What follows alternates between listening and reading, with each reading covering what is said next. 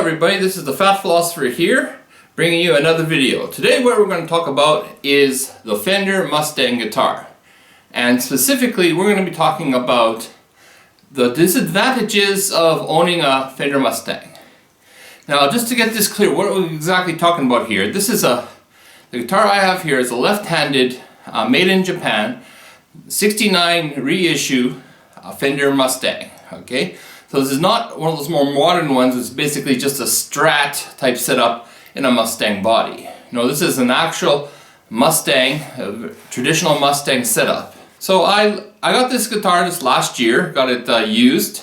It plays great. I'm really happy with my purchase, especially since it was under $300 used there.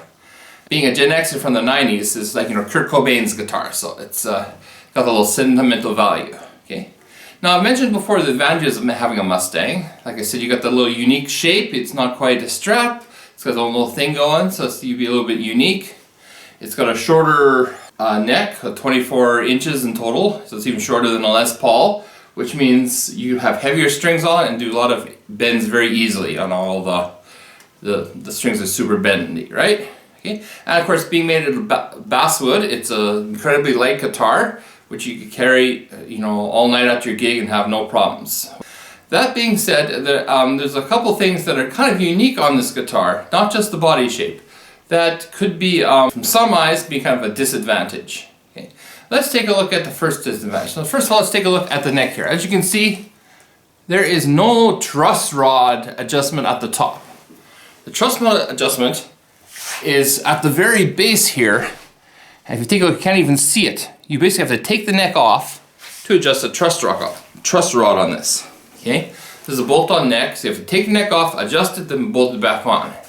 So it's not that practical. A lot of people don't want to adjust their truss rods anyways. It might be something you might just do a couple times in the life of your guitar. Other people, they're constantly trying to tinker with it, right? Okay. But this is kind of a guitar you can't really tinker with the truss rod. You'd have to take the neck off, bolt it back on, which for the integrity of the guitar, taking bolts in and out constantly is not a thing you do. So you'd rarely ever want to adjust a truss rod on this. So that's kind of a disadvantage, especially if you need to adjust the truss rod on it. You can't really do it simply. You might even want to take it to a professional to get that done because of the hassle that's involved in adjusting the truss rod on this neck. Okay. Next disadvantage, let's take a look at the pickups here. Now in a Mustang you get two single coil pickups, but as you see in this guitar, it's been modified for a humbucker in the bridge. It's something that's very common in these guitars to do, because the music range without a humbucker in is very limited, and even compared to a Strat, when it has three single coils, only two, it's a little bit less options. So, but replacing a pickup is not that big of a deal, and it doesn't even have to be all that expensive. It depends on what kind of pickup you use. Of course, I got a hot rail in here. Hot rail Simmer Denker ones go for about $100 each. You can get cheaper ones for even $20, $30 if you look around. You don't mind, say, buying from China or something like that. So that's not a really big deal, but so keep it in mind, if you buy a Mustang, you might be switching out a pickup in it.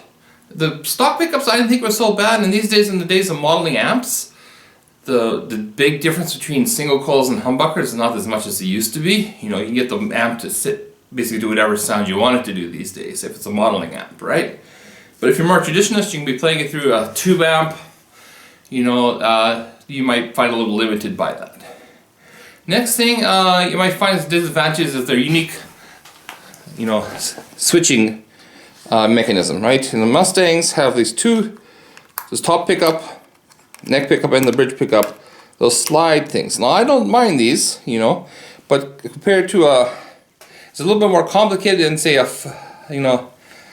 three-way toggle switch or a five-way blade switch, and it's having two electronic things to take care of course, might lead to more problems than just having a single one to take care of. Okay? Not a big deal, and you get used to it once you figure out what exactly all these switches do. It's not a big problem, but that might be some person just getting into it might want to prefer just a a 5-way blade switch, right?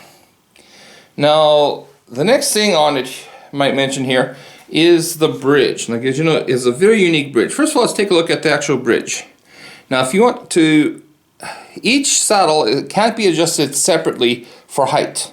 You basically can adjust the high E string and the low E string on either side and raise the whole thing up and down.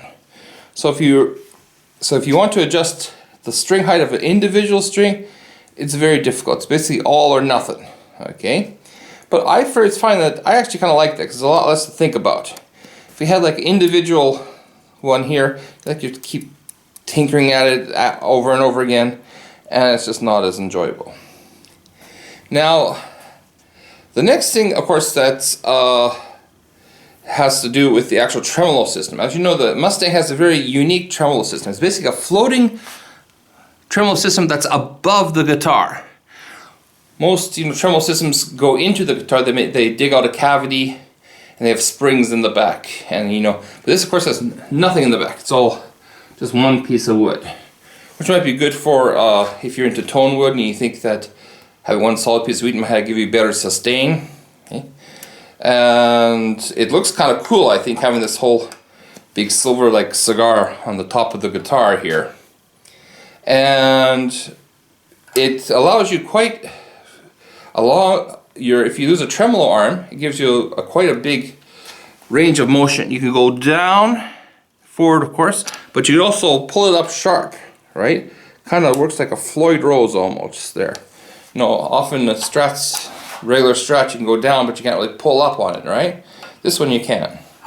The problem with this is that the intonation, because usually you adjust the intonation with using a screwdriver here and tightening it this way, right? But this thing's in the way, so there's only like maybe an inch, a little bit more of an inch room here, so your regular screwdriver can't get in there to adjust the intonation. So you kind of have to get like a special really short screwdriver, maybe something like, it's not an Allen wrench, it's just a screwdriver. And it's something that you probably won't have in your home. You have to kind of go out and buy that if you want to adjust the intonation by yourself. Or you could take it to a guitar tech and maybe he has some way to do it.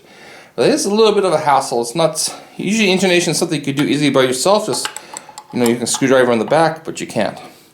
Another thing to be careful of is here the whammy bar. Now the whammy bar on this one, it doesn't screw in, it doesn't pop in, it's just kind of sitting there free, right? And it comes out easily.